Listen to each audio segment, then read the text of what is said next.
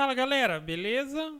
Então nesse vídeo aqui eu vou mostrar como você consegue fazer quadrinhos decorativos vazados, tá ok? Desenhar aqui, desenvolver e gerar ali o arquivo de corte, tá ok? Lembrando que o arquivo DXF, exatamente esse aqui, ó, vai estar disponível para quem quiser fazer o download, tá ok? Basta entrar aí no site, www.feitodemadeira.com.br, tá? É .com.br.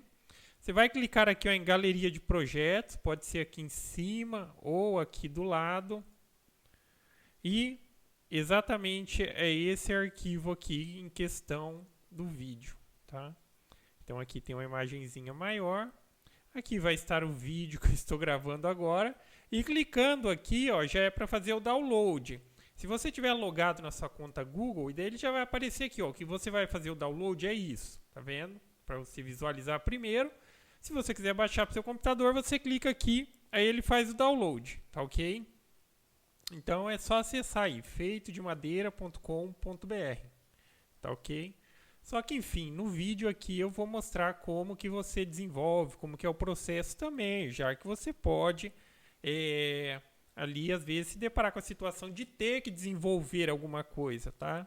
Às vezes a gente acha muita coisa legal pronta na internet, mas às vezes a gente também não pode deixar passar serviço porque a gente não se esforçou um pouquinho ali para tentar também ter a possibilidade de desenvolver, tá? Eu vou mostrar como que é o processo mais ou menos de criação igual esse daqui, já que eu vou refazer, então não vai ficar idêntico, tá? Mas eu vou refazer aqui, o conceito em si é o que vale. Também fica o convite para quem quiser participar do grupo que eu criei no Facebook, que é o grupo CNC em Ação, tá ok? O link vai estar na descrição, ou se não é só procurar lá no Facebook.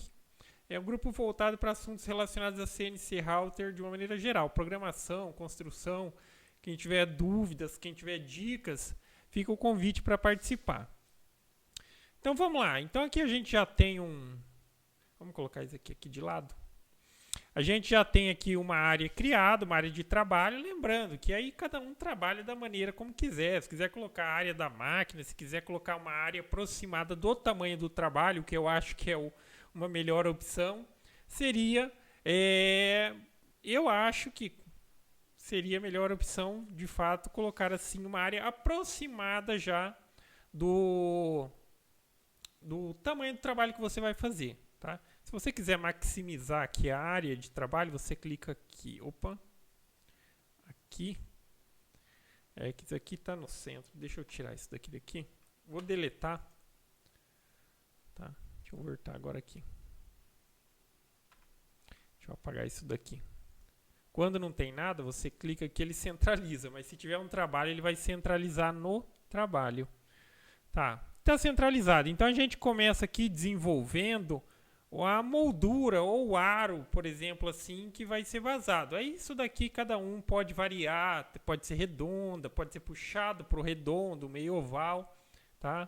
E aqui a gente já determina medidas. Então, por exemplo, vamos fazer igual o projeto aí, que seria 200 por 200, tá? Então aqui a gente já criou o quadrado. Aí a gente precisaria criar um quadrado interno aqui. Só que existe uma maneira mais fácil de você fazer isso, de uma maneira meio que automática. Eu quero deixar uma bordinha aqui de 2 centímetros no quadrado. Utilize essa opção aqui, ó, fazer offset. E você coloca aqui a opção interior. Então, qual é a distância que você quer de referência entre a borda e o vetor que vai ser criado? Então, por exemplo, se eu deixar 20 aqui, ó, ele criou aqui. Se eu quiser deixar 15, ele vai criar um pouquinho mais para cá, tá? E esse recurso ele vale tanto para criar para o lado de dentro, para o lado de fora, tal. Isso se aplica em todo tipo de forma, tá? Vamos deixar o dos 20 mesmo, assim, tá? Então a gente já criou uma moldura e agora a gente vai criar a escrita, tá? Na questão da escolha da letra, aí a gente tem uma infinidade aqui de variedades. Vamos fazer um pouquinho diferente nesse caso aqui da letra que eu utilizei ali. Mas é só escolher aqui qualquer uma que você ache legal. princípio, como a palavra foi utilizada ali, ó, love, aí você clica aqui, tá? Ele já criou. Ah, será que essa ficou legal? Vamos mudar aqui para uma outra. Tem essa daqui também. Aí tem sempre a opção de que às vezes a letra ela é muito... A linha da letra ela é muito fina. A maioria das vezes eu costumo colocar aqui em negrito, que ela faz o quê? Ela faz isso aqui, ela dá uma enlarguecida na letra, que também fica bem bacana. Vamos fazer com esse daqui, que eu gostei dessa fonte aqui também. Tá. Então, o primeiro passo a gente já criou a letra e tal. Não se preocupa nesse primeiro momento, tanto, mas é o tamanho, como que tem a ver com o tamanho ali? A gente ajusta, tá? Então, vamos lá. Agora aqui já entra a questão do ajuste. Só para se ter uma ideia. Primeiro passo, vamos aumentar aqui para que se fique próximo, mais ou menos, do que a gente precisa, já que vai ser 2 letras e 2 embaixo. Se depois precisar mexer, a gente faz um novo ajuste. Só que vamos lá. Agora, aqui foi só para ter uma referência. Eu venho no que foi escrito, no texto, e vou clicar aqui, ó, e converter em curvas. O que ele vai fazer? Ele vai separar todas as letras. Ó, agora cada letra é um vetor individual. E quando a letra ela tem externo e interno, como é o caso da letra O aqui, ó, tá? Aí quando você for movimentar, para não perder a referência da letra, assim, seleciona ela assim, ó, tá? E movimenta. Porque se eu pegar só num pedacinho dela aqui e movimentar, vai movimentar só a parte de fora. Vamos voltar aqui, tá? Agora vamos separar um pouquinho essas duas aqui. Deixa eu voltar no alinhamento aqui. Pronto, agora está no alinhamento. Vai ser 2 e 2. Nessa hora a gente avalia se vai ter a necessidade de fazer um novo reajuste no tamanho. Opa. Lembrando, e fica também sempre essa dica aqui, que eu sempre digo isso no vídeo, na questão da opção de selecionar. Quando você clica e segura e faz assim, tá? Então, quando você clica e arrasta para a direita, ele só seleciona o vetor que tiver inteiro. Por mais que vocês estão vendo o quadrado aí que formou, né? Ele só vai selecionar o vetor que tiver inteiro dentro da seleção. Por exemplo, só a letra O está de fato totalmente dentro do quadrado. As outras letras que está tocando um pedacinho, quadrado e tal, não está o vetor inteiro. Por isso, só seleciona a letra O. Agora, se eu clicar e segurar e puxar da direita para a esquerda, dessa maneira, ó, tudo que estiver tocando dentro da caixa de seleção é selecionado. Tá? Isso daqui agiliza bastante o processo de movimentação, posicionamento e tal. Vamos ver se vai caber todo mundo aqui. Vou pegar esses dois. Opa, para esse lado não, para cá. E agora eu vou pegar esses outros dois e vou trazer aqui. Tá? A gente já pode fazer uma combinação aqui, mas eu acho que ainda precisa fazer um ajustezinho melhor aqui. Eu vou diminuir um pouquinho mais o tamanho delas. Selecionar todo mundo, só vou tirar esse quadrado aqui. E vou dar uma diminuída no tamanho delas aqui. Tá? Para diminuir proporcionalmente todas as letras, para que elas tenham um padrão entre si. Aqui já está bacana. Agora aqui é uma hora que você pode trabalhar aí como você quer posicionar. Se você quer tipo posicionar elas tudo bem retinha, tá? Aí aqui entra o seguinte esquema. Você precisa posicionar a letra sobre esse quadrado interno aqui, para a gente fazer os recortes e para ele ir emendando, tá? Para depois dar o efeito vazado. Se eu quero colocar essa letra L um pouquinho inclinada aqui e tal, colocar ela numa posição diferente, de maneira que, tipo assim, ela esteja pegando também, ela tem que abranger aqui o quadrinho. E eu quero que ela fique combinada com outra letra, também pode, sem problema algum. Vamos deixar esses daqui assim, ó, combinado. Tá? É importante essa sobreposição, porque depois a gente vai cortar para que eles se emendem. Aqui está pegando também. Aqui, se quiser dar uma modificada na posição do E, tá? Vamos fazer ele tocando no...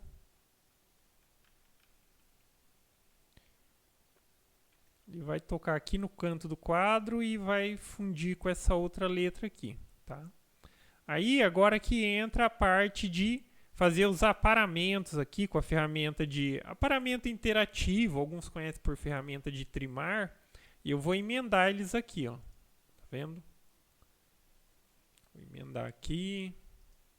Vou emendar aqui. Toda vez que tá essa caixinha assinalada aqui, toda vez que eu corto um vetor que está sobre o outro, ele já emenda, entendeu? Ele já fez uma emenda aqui entre esses dois vetores. Se eu não selecionar isso daqui, aí eu corto aqui, daí tipo E continua sendo um vetor, a letra O continua sendo outro vetor. Mas como está selecionado, toda vez que eu vou cortando, ele já vai juntando o que é possível juntar. Aqui também, ó. Tá vendo? Ele já fundiu esse cantinho com isso daqui. E por fim, vamos tirar aqui também. Vamos ver onde tem mais. Tem os cantinhos aqui da letra O. Aqui também vamos tirar aqui. E aqui. E esse pedacinho aqui, praticamente, eu acho que está feito. Só mais aqui. Tá? Aí a gente já tem esse efeito vazado. Ok? Aí, como a gente fez isso, nessa questão de, quando vai cortando, já vai emendando, tá vendo que isso daqui, ó, ele já se tornou um vetor. Tá? Aqui, outro vetor. Aqui, outro vetor fechado. Esse outro pedação aqui, ó, também outro vetor fechado, um outro aqui e um outro aqui, tá? Agora vamos gerar aqui os arquivos de corte. Deixa eu deletar o que já tem aqui para a gente fazer de novo. Então eu venho aqui, como vai ser um vazado, uma perfilagem e tal. E outra coisa, nesse momento, eu desenhei aqui, desenhar a gente desenha no local que a gente quiser. A gente só tem que tomar cuidado na hora de ir gerar o arquivo de corte, de posicionar bem no cantinho aqui e tal.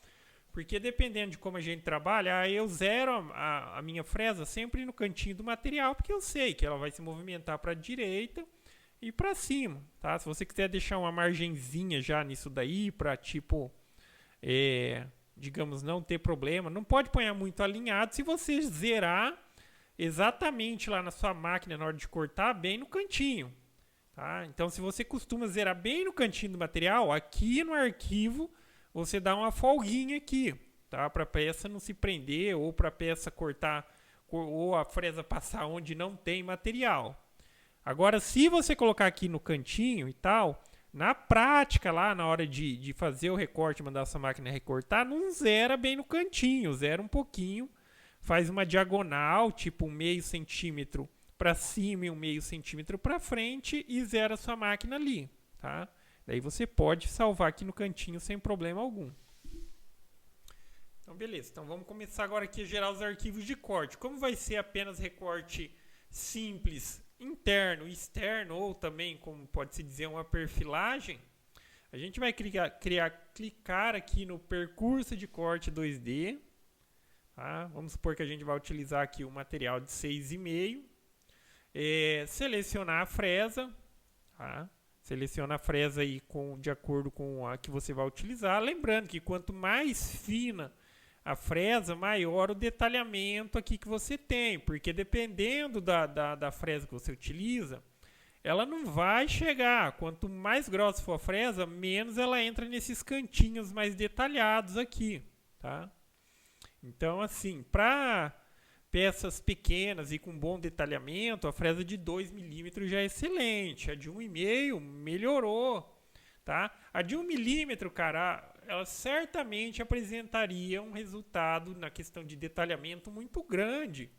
Mas é uma fresa muito fina que eu prefiro deixar só para situações que ela seja necessária, porque é uma fresa bem frágil também. Ela quebra bem fácil se não tomar os devidos cuidados. Mas uma fresinha de 1,5, como eu já até mencionei num vídeo aí, A fresinha de 1,5, ela de 2 cortes paralelos, ela já é uma fresa bacana para trabalhar, tá? Ela vai bem ali em bastante situações, sem tanta preocupação. A questão é que a de 1 milímetro que eu tenho, ela é a fresa do tipo espiral e o formato dela já é frágil, tá? Então ela fica só para situações que o projeto seja bem pequeno, aí é uma exigência utilizar ela. Em outras questões é opcional, então aí eu prefiro utilizar, por exemplo, a de 1,5. Vamos pegar essa de 1,5. Lembrando que a ferramenta, ela sempre, quando você pega ela aqui na caixa de ferramenta, ela sempre já carrega informações de como ela vai trabalhar, qual é a profundidade de passagem que essa ferramenta trabalha, qual é a rotação do spindle, se por exemplo aí a sua CNC já utiliza um inversor de frequência, então você consegue controlar a velocidade do spindle. Aqui tem a velocidade de avanço e aqui tem a velocidade de ataque, que seria ali referente à descida do Z. Tá? Quando você pega daqui, ela carrega essas informações. Só que aqui ainda, durante esse percurso, você pode fazer modificações que só vão valer para esse percurso ou para esse arquivo que você vai criar, tá? Se eu quiser mudar aqui, não, nesse trabalho eu quero que o spindle trabalhe a 14.000 RPM. Beleza, tá? A próxima vez que eu pegar a fresa lá dentro da caixa de ferramenta, ela vai vir com a informação que está lá dentro da caixa de ferramenta. O que eu modifico aqui vale para esse arquivo que eu estou criando, ok? Da mesma maneira que lá estava dizendo aqui, ó, ela estava dizendo que como a profundidade da fresa... Deixa eu mostrar aqui. Ó. Aqui está dizendo que a profundidade máxima da fresa é de 3,5. Se eu vou trabalhar até 6,5, ela vai dividir em duas passagens, tá? Duas passagens igual. Ela não vai passar uma de 3,5 e depois uma de 3. Ela vai dividir em duas passagens igual. Se nesse trabalho eu quero que ela se comporte diferente, eu posso vir, por exemplo, aqui ó, e mudar aqui o número de passagens para 1. Eu quero que corte um passe único. Tá? Agora aqui tem a opção de tab, se você quiser deixar. Tá? Se você costuma deixar tabs ou não, que são aquelas pecinhas. Nessa situação aqui eu não deixaria. Tá? Não, pelo menos para o recorte interno. Para o externo até vale deixar, se for recortar várias peças e tal, seria interessante. Aqui é a entrada em rampa, que faz com que a fresa ela não desça de uma vez, ou seja, assim, ela não desça reto de uma vez. Ela vai se movimentando e vai descendo digamos assim, num percurso de rampa. Conforme ela vai andando para frente, ela vai aprofundando. Isso daqui eu sempre deixo nos meus cortes. Só vamos reduzir aqui porque está para 100 milímetros. Aqui mais uns 20 milímetros já é mais do que o suficiente. E vamos selecionar. Agora lembrando, isso daqui ó, vai ser os recortes internos. Então, por exemplo, esse recorte do O é um recorte interno. Esse cantinho aqui é um recorte interno. Então, para ir selecionando assim, você segura pressionado aqui a tecla Shift, no teclado e vai clicando. Ó. Aqui é interno, aqui é interno. Isso daqui também é interno. Isso daqui é interno. E isso daqui é interno. Isso. Nessa situação aqui, a gente poderia praticamente selecionar tudo, tá? Já que tá todas as letras emendadas aqui e tal, aqui vai ser tudo interno. E vamos calcular. Aqui tem a última simulação. Deixa eu só reiniciar a simulação. E vamos já simular. Tá? Então aqui ele já simulou. Tá? Sempre vai conferindo para ver o resultado, se é isso mesmo. Se você não esqueceu de por exemplo, assinalar alguma coisa. Tá? Aqui a gente já fez parte do vazado. Aqui tem só uma casquinha, acho que nem vai apagar. Tá? Isso aí não faz tanta diferença. E agora a gente volta aqui para gerar o percurso de corte final aqui do quadro. Aí nesse daqui vamos deixar os tabs. Só que assim, porque às vezes na simulação aqui não deixa tab e na hora de trabalhar é bom deixar o tab. Na simulação, se você quiser apresentar como referência, eu estou fazendo um trabalho para alguém, eu vou mostrar para ele, Não deixa tab aqui, porque na simulação depois você não consegue apagar o material e deixar só o projeto, por assim dizer. Porque se tiver grudado pelos tabzinhos, ele não pode fazer isso. Ok? Vamos colocar aqui, ó, vamos fazer um com tab só para mostrar o que eu estou falando. Então agora aqui vai ser o recorte por fora. Opa. Vem aqui, criar novamente, só que dessa vez vai ser por fora. Vai ser só aqui. Vamos deixar com tabs. Então quando você deixa tabs, aí você entra aqui na opção de Edit Tabs. E aqui você tem a opção de selecionar esse tab 3D. Tá? Aqui tem o tabzinho. Se você não selecionar isso daqui, é o tab normal, é aquele tab quadradinho. A máquina vem, ela sobe, vai reto, desce e continua, seguindo essas referências. Ó, qual que é o comprimento desse tab e qual é a espessura. Por exemplo, eu deixei aqui 10 milímetros de comprimento e 2 milímetros de espessura. Se eu selecionar o 3D, o que ele faz? Na hora que é para deixar o tab, ele vem, ele sobe e já desce do outro lado. Então forma tipo uma pirâmide, tipo uma ponta assim. Então eu gosto de utilizar esse tipo de tab, ele fica mais fácil de desprender depois. Selecionou aqui, ó, você pode vir em Edit Tabs. E aqui, ó, você pode ou tipo assim colocar aqui uma distância pré-definida, ou você simplesmente coloca aqui, ó, eu quero deixar uns 4 tabzinhos e vou colocar adicionar pontes. Aqui, tá vendo essa opção aqui, ó, primeira ponte no ponto inicial. Eu não gosto de deixar a primeira ponte no ponto inicial. Então, se você desassinalar aqui, ó, você apaga e adiciona de novo. Tá vendo que ele colocou mais no meio da peça? Às vezes, como ele pega o ponto inicial e ele inicia na quina, ele vai apanhar sempre na quina. Aí vai de cada um. E também você pode modificar aqui, ó, arrastando a ponte exatamente para o local que você quiser. Se você achar que ali não é um bom local para você deixar a ponte, principalmente numa peça mais detalhada, porque se a ponte ficar num cantinho que é ruim de você lixar, de você dar um acabamento, isso vai ser um problema. Tá? Por exemplo, aqui na reta aqui não seria problema em nenhum local. Mas se fosse por dentro, em algum cantinho difícil de lixar essa pontezinha depois, seria complicado. Então, quando você coloca o mouse sobre, se você clicar e segurar, você arrasta ela para onde você quiser, tá? Se você só der um clique rápido, ele apaga. Se você, agora aqui não tem ponte, tá vendo? Se eu clicar, ele vai colocar uma ponte. Então, eu já coloquei as pontes aqui. Vou deixar também aqui o percurso de entrada suave aqui, na verdade, que ele faz a rampa, né? E vou calcular. Quando eu simulo aqui com as pontes, tá vendo? As pontezinhas estão mostrando aqui, ó.